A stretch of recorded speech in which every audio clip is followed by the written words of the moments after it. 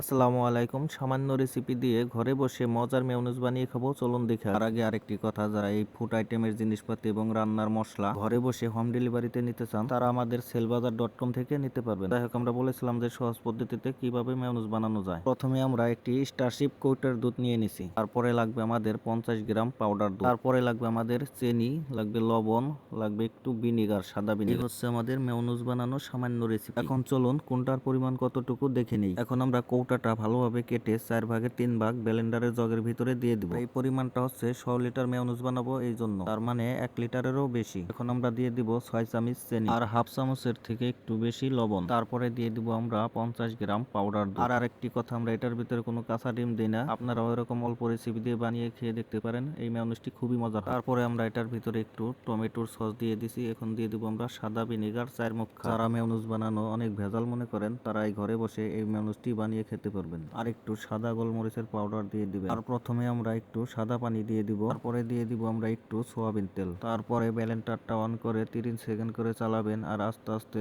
তেলটা দিতে থাকবেন। আমি যেইভাবে তেল দিচ্ছি, আপনারা ওইভাবে আস্তে আস্তে তেল দিতে থাকবেন। তারপরে দেখতেই পারবেন যখন অনেক ঘন হয়ে গেছে, তখন আবার একটু সাদা পানি দিবেন। তারপরে আবার একটু তেল দিবেন, আবার যদি ঘন হয়ে যায় আবার একটু সাদা পানি দিবেন। এইভাবে করে যতটুকু প্রয়োজন ততটুকু ঘন করে নেবেন। এইভাবে করে আপনারাও বানিয়ে নেবেন, দেখবেন অনেক মজার একটি মেয়োনিজ হয়ে গেছে। আজকের ভিডিও এই পর্যন্তই। সবাই ভালো থাকবেন, সুস্থ থাকবেন। খোদা হাফেজ।